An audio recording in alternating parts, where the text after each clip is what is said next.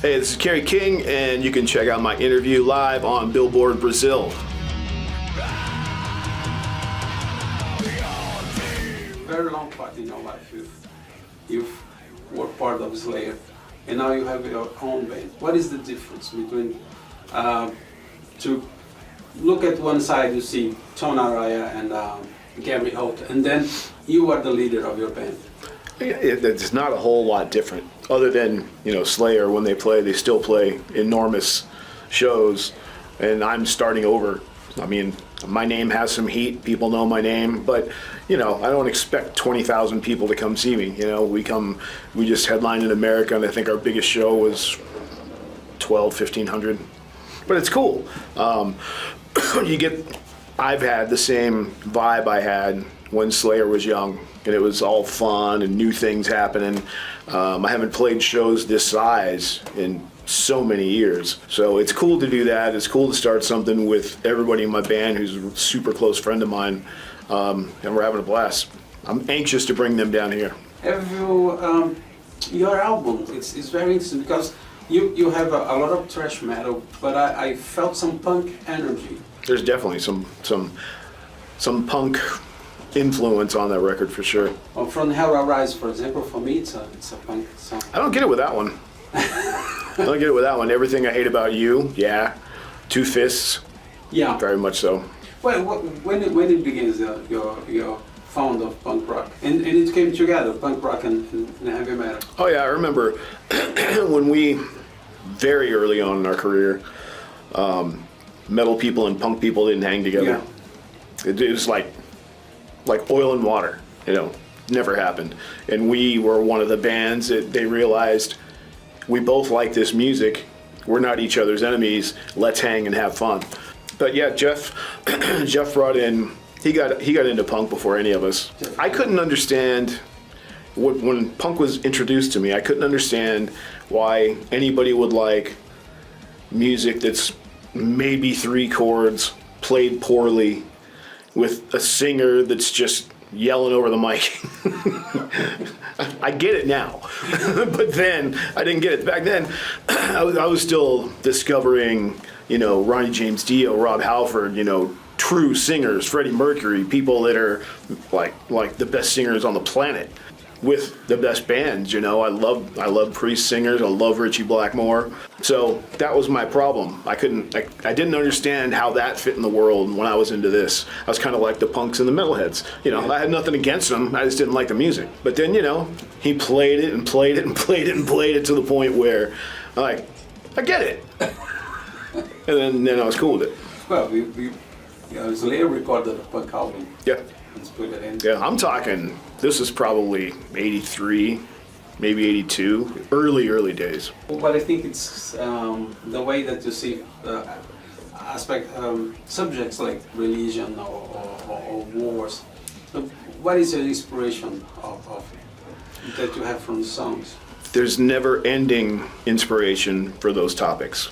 Idiocy is going on in politics every day all over the world. Idiocy is going on with religion every day all over the world. So it's just like turn on the faucet and the ideas just keep falling out. They're never going to go away. For example, one of my favorites is Crucifixion, and it's a great song about religion, and it reflects, for example, what's happening in Israel for you. That obviously wasn't intentional, but when I made up that song, I was originally going to call the album that, because I thought I made that word up. Like repentless, I made that up. And I thought crucifixion, I'm like, cool, I made up another cool word. And then I went and did something I usually do before. I looked it up online. And 6 other bands had used it.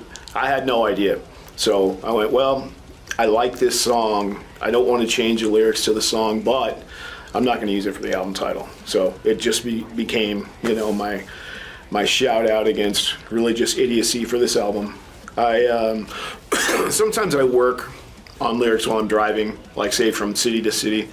I had a house in Las Vegas. We rehearsed in Southern California, so I would get a lot of work done on that 3-hour ride, 4-hour ride back and forth. And one day I was sitting in traffic. I think I was on the phone with somebody. I said, "This is a bottleneck of idiocy." I went, "Hang on." And I wrote it in my phone. So a lyric for an anti-religious song came out of me sitting in traffic. It's funny where the ideas come from. Your albums are very much about the ignorance of the world, about wars, about plagues, and how the lack of intelligence of the world that provokes them. Well, I think people are force-fed what their friends, what their parents, what their group of people are into. I mean, people are very impressionable. I've worked with many, many impressionable people. I'm like, why don't you make up your own mind, you know? And what I try to do in songs, it's my opinion, but I'm not forcing it on you. You bought my record, you know? You paid for my opinion. So I just feel like when I bring ideas, subjects up, the way it may not come off this way, but the way I see it is, this is my opinion, this is how I look at life. Have you ever considered that? Or if you don't want to, fine. You know, if you think God is all wonderful and the coolest thing ever, love him all you want. I'm not buying into it. I sing about the devil a lot because it's fun. You know, I like horror movies. But to be honest, I'm an atheist. Yeah. One of my favorites tracks in the album is Residue. Cool. And the drumming, the drumming solution, for me, it sounds like a calling for a battle. You know, that song has been around since Paul was in the band the last time. That song's like 20 years old. Wow. Not the whole song. The only reason it never came out was because I never had an intro, I never had an outro, and I never had the thing in the middle that made it all a song. So this writing cycle, I came up with that octave riff, that na, na, na, na, na, na. I went, well, that's really cool. And then I had the dun dun dun dun, the thing you're talking about. It was just a guitar, and I said, Paul, do that on drums, and I'm going to come in. And that was what made it a song. I'm like, cool, now it's a whole body of a song. Let me write lyrics to it now. And it was one of the last ones I did lyrics to during the pandemic. Me and Paul actually got sick at the same time. So we were stuck in a hotel getting better. And I said, why don't I finish my work instead of just watching TV and wasting time? So when I was sick, I did Toxic and Residue at the same time. That's why they're kind of similar subjects. Paul played with you on Slayer. And I interviewed Andy Summers a few years ago. And he said, I don't ever, I do not have any contact with the guys from the police. And I'm a happier person because of that. What is the link, the connection that you said to Paul, the band is off, the Slayer is finished, the history of Slayer is finished, but you are coming with me. Oh, I basically told everyone. I told Gary Holt, I told my entire crew. I said, listen, because we're friends, my crew, people that set up our show, my techs and everything, my lighting, my sound. I said, you know, we all get along, you're all my family. I said, you want to come out and work on my stuff, I'd love to have you, but it's not going to be Slayer money. Mm-hmm. You know, so a lot of people came because the work environment's so cool. You know, they're my family, they're my brothers. And I wanted 5 and I got all 5. So that's just my story. Anyway, Paul, he and I work really well together. We share the same music language. Over the years, I'm sure I don't speak music correctly. I just say what it means to me, and he's heard it enough to know exactly what I'm talking about. So his knowledge of how I write, my knowledge of how he plays, really helps when you hear the final product.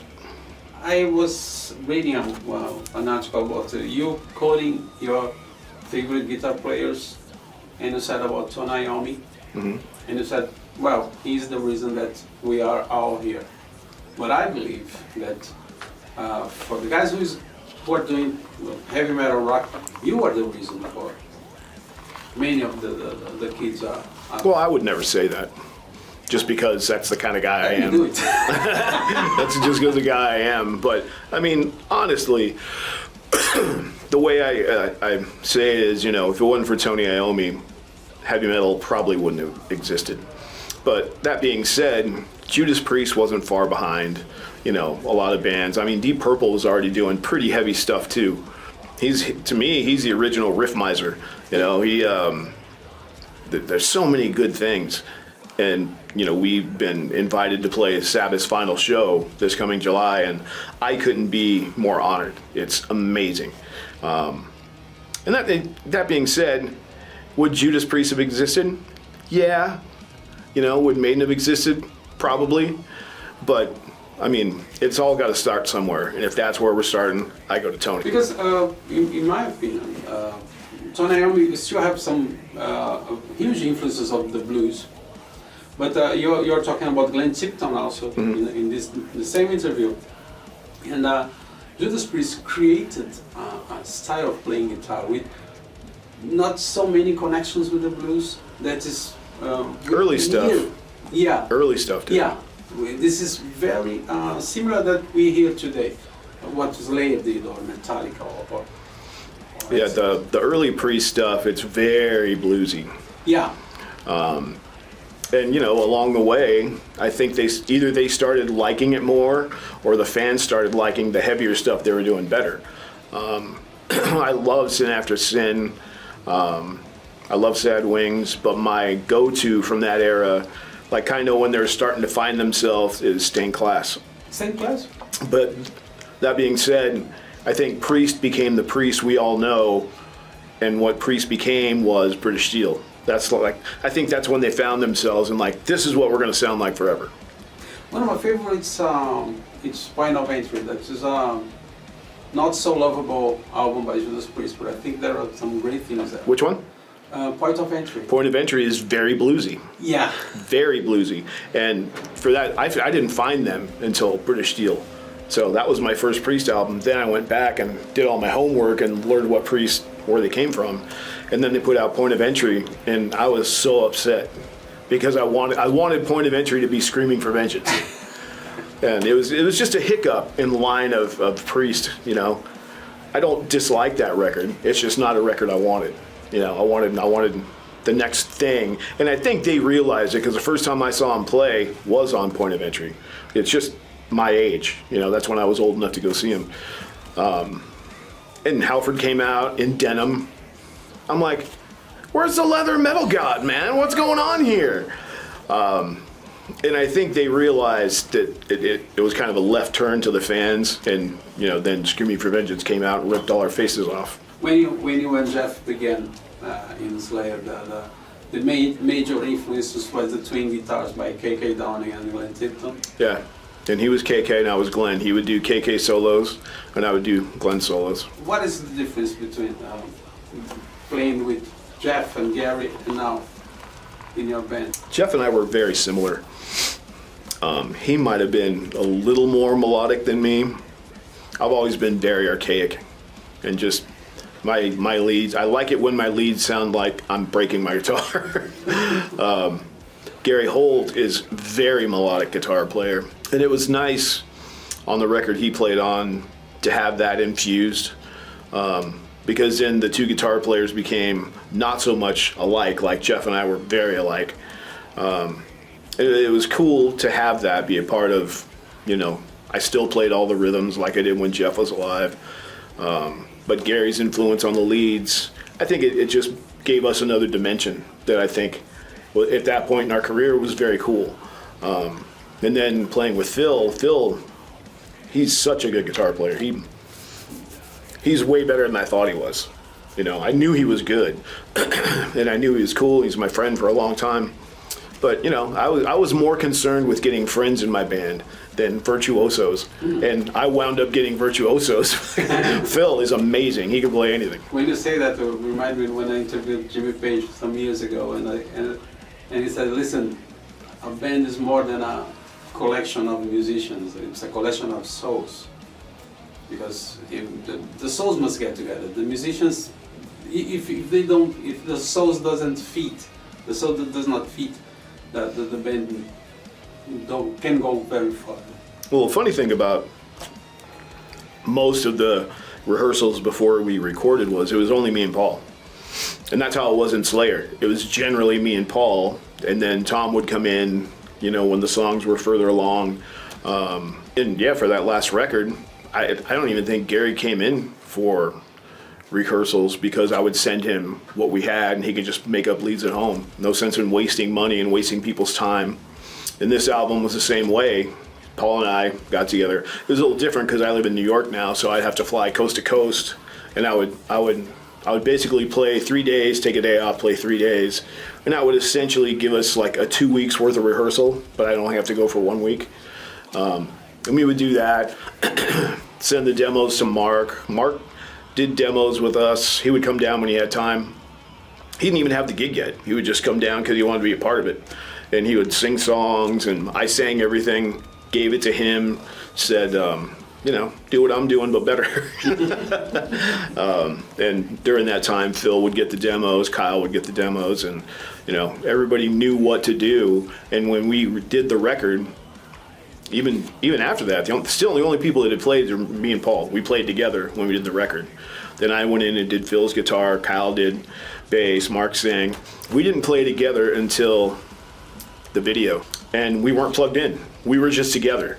We were all together in the studio, but we didn't play together.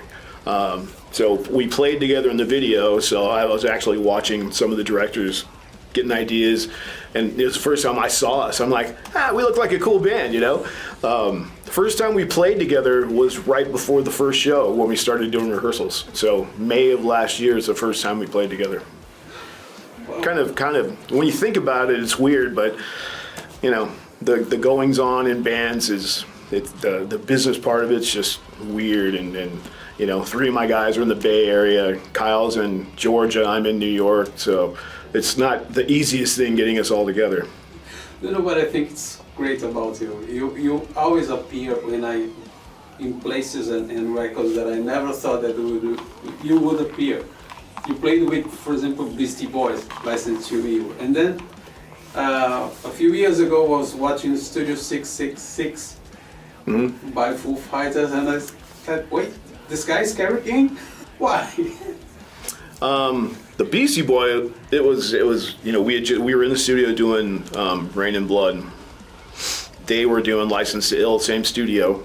Rick Rubin was in charge of both, and I think he asked, if I recall right, he asked Jeff first, and Jeff said no, and I said, what does it pay? We had no money. It was our third album. We still didn't have any money. Off the top of my head, I think I got $200, And had I been a businessman, I would have said, give me half a point, and I'd be a rich man. But it was fun. I went in there doing the video for No Sleep Till Brooklyn. I get there, and the director's all right. He's like, okay, have you seen the video? Yeah. He's like, this is what's going to happen. You're going to be up there playing guitar, and this gorilla is going to come knock you off stage. And I went, that ain't happening. There's no fucking way. I'm like, that gorilla's going to be on stage. I'm knocking him off stage. And that's what they did, because I wouldn't have done it otherwise. I mean, I know it's a parody, but I did it because I know enough people knew who I was and what I looked, the guy with the nails. Yeah. So being in that video, people would think Slayer, because Slayer doesn't have videos. It was 2 more records before we had a video. So I just saw it as a way to extend myself and hopefully open up people's eyes to my band. Studio 666, the director was the guy that did Slayer's last 3 videos, the trilogy, the Killogy, and we were good friends, still are good friends. I know Dave Grohl, we're friends, so I don't know if they brainstormed over it or how it came to be, but somebody got it to my attention that the Foo Fighters are doing a movie, BJ's directing it, and they want you to be in it. And I went, well, okay, send me over the idea. So I look it over, I'm like, yeah, it sounds cool. I called up BJ, the director, and I said, it's in a cool environment, right? You're not going to make me look stupid. And he's like, yeah, you get electrocuted, it's going to be rad. So I get there, and he's like, yeah, so when this is where you're going to be when you do your lines. I'm like, lines? No one told me I had lines. I thought I was just, there, like, directing people, being my character's a production manager kind of guy. So, yeah, there's lines. And I'm like, well, it would have been nice if I saw them. But if you've seen the movie, you know there's not many, so it wasn't that difficult. But you know, your heart starts going like, "Fuck, what am I gonna say?" But it was cool. I was out there like 5 days. I worked with state-of-the-art makeup people. To get that makeup, it took 3 dudes 2 hours, so 6 man-hours to make me look that sexy. You're talking about horror movies. How much do you like them? Do you get inspired by horror? Yeah. Art the Clown. I love it. I love horror movies. I didn't see this one. Is that good? Or is it? Terrifier? Yeah. The first one's amazing. Second and third one. First one, love it. But yeah, I've always been a fan of horror movies. I saw horror movies so early, I was way too young to see them. Then I'd have nightmares for weeks. But I like it. I think a lot of our songs in Slayer and my songs in my band, I think a lot of them could be screenplays for future movies. I'm hoping that happens. I'm too lazy to do that, but please, somebody screenplay my songs. Some songs that you do, well, it's obvious, but Raining Blood, for example, the guitar riff, it's terrifying. You got chills when you listen. Yeah, it still gets the crowd. I mean, it's always towards the end of the set, but be it Slayer or my band, the crowd is just waiting for that. Of course, the tom hits, dun dun dun. But when the riff kicks in, that's when the place erupts and goes crazy. I expect that to happen here in a month. It'll be very crazy. Last question, Mr. King. When we are going to see Slayer in the Rock and Roll Hall of Fame? No? Why don't we see them there yet? I don't know. I don't. We've never even been on the nomination list, so I don't know what they're waiting for. How many more decades do we have to play? 40 years isn't enough, I guess. I don't know. We'll see. I went to it thinking I'd be there for like a half hour, and I didn't go there until like 10, 15 years ago. It took me a while. And I'm like, I'll go check it out for maybe like a half hour. I was in there for 4 hours. There's a lot of cool stuff in there. Is it something that's going to make my career complete? Absolutely not. If my parents were alive, I would be stoked if we got in there so I can say, "Hey, Mom, I'm in the Rock and Roll Hall of Fame." That would be cool. To me, if it happens, it happens. Because obviously, the voting process and the election process is a little faulty. So we'll see. And me here bad-mouthing it probably isn't helping my situation, but if we ever got nominated and the fans elected us to be in, it would be honorable for sure. Just to say these kids from, Los Angeles got together and ripped the world a new fucking asshole. And I say that you changed the heavy metal music forever. Yeah, we were part of it for sure. There's a movement of a lot of bands, ironically, the same time, that came out and put thrash on the map. Thank you very much for the interview. Thank you, man. It's an honor. Appreciate you.